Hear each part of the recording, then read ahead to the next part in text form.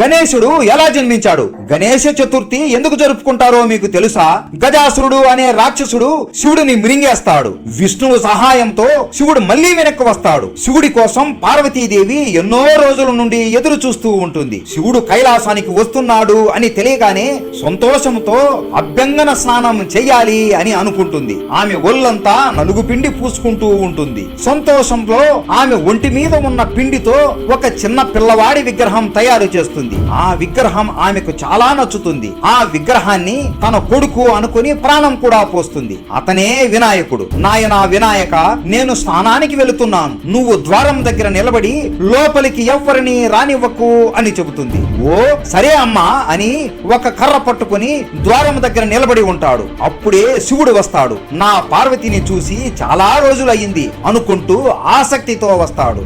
లోపలికి వెళుతున్న శివుడిని వినాయకుడు ఆపుతాడు. లోపలికి ఎవ్వరిని పంపవద్దు అని మా అమ్మ పార్వతీ మాత ఆజ్ఞాపించింది. మీరు ఎవరైనా సరే కొద్దిసేపు ఎదురు చూడండి అని చెబుతాడు. శివుడు, నాయన పార్వతి నా భార్య, నేను మీ తండ్రిని అని ఎంత చెప్పినా సరే వినాయకుడు శివుడిని లోపలికి పంపివ్వడు. కొద్దిసేపటికి ఆ వాదన కాస్త పెద్ద గొడవలాగా మారిపోతుంది. శివుడికి కోపం వచ్చి తాండవం చేస్తూ తన త్రిశూలాన్ని తీసి ఒక్కసారిగా సరి వేగంగా వినాయకుడిపై వదులుతాడు. వినాయకుడు భయపడుతూ అమ్మా అని గట్టిగా అరుస్తున్నప్పుడు వినాయకుడి తల వేరవుతుంది. పార్వతీదేవి వచ్చి ఆ దృశ్యాన్ని చూసి బాధ తట్టుకోలేక గట్టిగా ఏడుస్తుంది.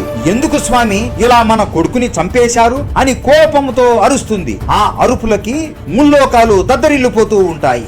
ఆమె అరుపులకి ప్రళయాలు వస్తూ ఉండడంతో శివుడు భటులని పిలిచి, మీరు ఉత్తర దిక్కు వైపు వెళ్ళండి, ఏ జీవి అయితే ఉత్తర దిక్కున ఉంటుందో దాని తల ఇక్కడికి తీసుకుని రండి అని ఆజ్ఞాపిస్తాడు. ఆ భటులు ఉత్తర దిక్కున వెళ్లి చూడగా ఒక ఏనుగు తల అక్కడ పడి ఉంటుంది. ఆ ఏనుగు తలని వినాయకుడికి శివుడు పెడతాడు. వెంటనే వినాయకుడికి ప్రాణం వస్తుంది. నన్ను క్షమించు నాయనా అని చెప్పి, ఇక నుండి నీ జన్మదిన రోజున భూలోకంలో ఉన్న ప్రజలు అందరూ నీ అనుగ్రహం పొందడానికి నీ విగ్రహం ఇంట్లో ప్రతిష్ఠించి పూజలు చేస్తారు అని వరం ఇస్తాడు. అలా మన బుజ్జి గణేశుడు జన్మిస్తాడు. అసలు వినాయకుడికి పెట్టిన ఈ తల ఒక రాక్షసుడిది అని మీకు తెలుసా? తెలుసుకోవాలి అంటే మన తెలుగు హిస్టరీ టేల్స్ ఛానల్లో పెద్ద వీడియో ఉంది, చూసేయండి. అందరూ చెప్పండి, గణపతి బప్పా మోరియా.